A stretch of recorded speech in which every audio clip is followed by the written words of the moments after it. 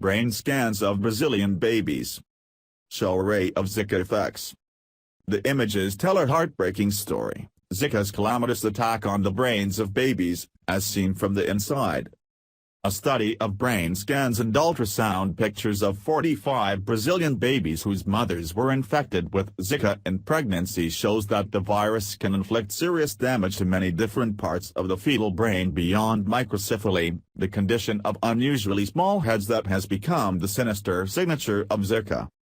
The images, published Tuesday in the journal Radiology, also suggest a grim possibility, because some of the damage was seen in brain areas that continue to develop after birth. It may be that babies born without obvious impairment will experience problems as they grow. It really brings to the forefront the importance of truly understanding the impact of Zika virus and the fact that we need to follow children who not only are exposed to Zika in pregnancy, but even those who don't appear to have any complications at birth, said Dr.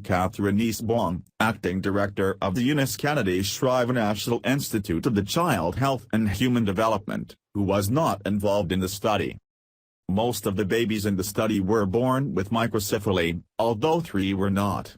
Each also suffered other impairments, almost all of which emerge earlier than microcephaly because a smaller head is really a consequence of a brain that has failed to develop fully or has been damaged along the way, experts said. The brain that should be there is not there, said Dr. Deborah Levine, an author of the study and a professor of radiology at Harvard Medical School. The abnormalities that we see in the brain suggest a very early disruption of the brain development process. The scans show the range of Zika's brain targets, some of which experts knew about, including the corpus callosum, which facilitates communication between the two hemispheres, the cerebellum, which plays a significant role in movement, balance and speech, and the basal ganglia, which are involved in thinking and emotion.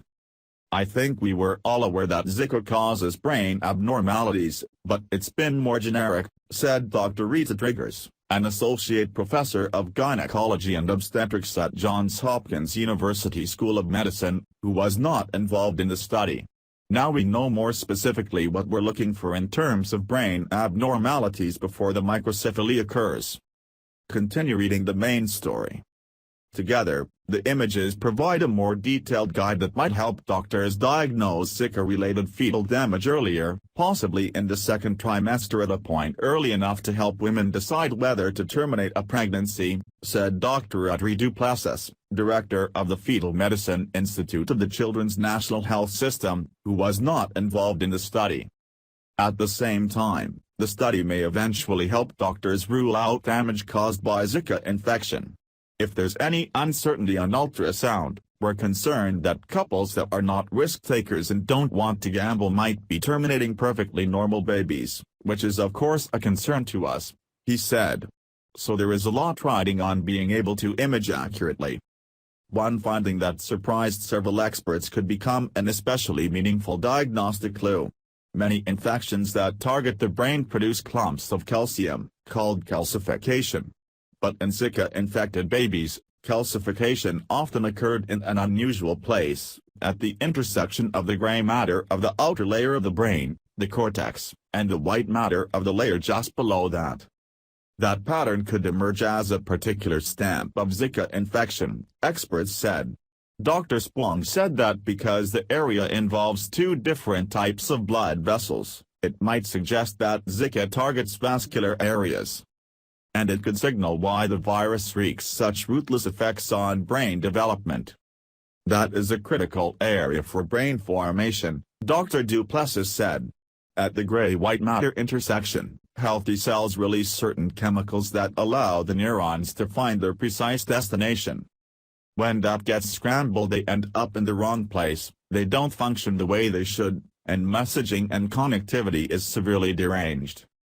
Most of the babies in the study had such damage in the cortex, which plays a crucial role in learning, memory and coordination, and also continues to develop at least through infancy, suggesting that Zika-infected babies who seem to emerge unscathed might be vulnerable to difficulties as they grow. Another abnormality seen in most of the baby's brains involved the ventricles or cavities of the brain becoming so full of cerebrospinal fluid that they blow up like a balloon, Dr. Levine said. The ventricles may be filling with fluid because Zika is obstructing their ability to drain normally, or because damage to other brain areas leaves the kind of vacuum that the enlarged ventricles fill. The fluid-filled ventricles can make the head size seem normal earlier in pregnancy, Dr. Levine said. But as scans of one pregnancy taken at 36 weeks gestation show, the fluid can be so prominent that the scan shows what looks like the skull and very little brain tissue inside it, she said.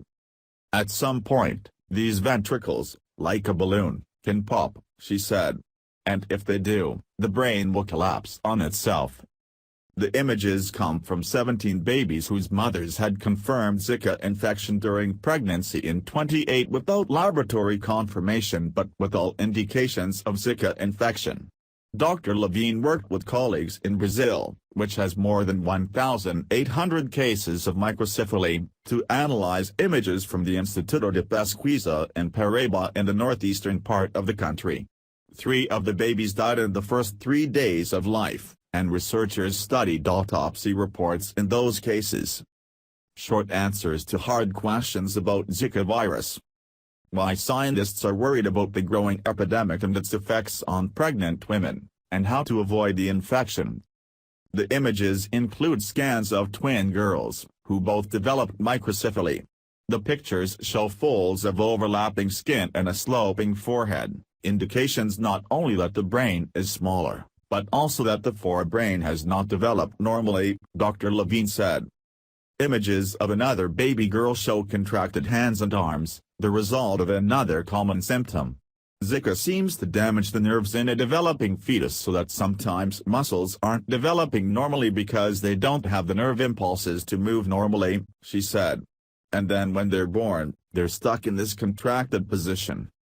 Dr. Levine said the images suggest that Zika is like a formidable enemy able to do damage in 3 ways, keeping parts of the brain from forming normally, obstructing areas of the brain, and destroying parts of the brain after they form. With such a vicious and unpredictable virus, it's key to realize that Zika is more than microcephaly, that there's a number of other abnormalities as they've shown in this paper, and its effects are going to be even more broad, said Dr. Spong, whose agency has begun a study of what will ultimately be 10,000 babies born in Zika epidemic areas including Brazil and Puerto Rico. It's going to be essential to follow them to look at their development, to look at their ability to learn, to look at hearing problems, balance problems, behavior problems, all those issues, to make sure that we don't miss anyone.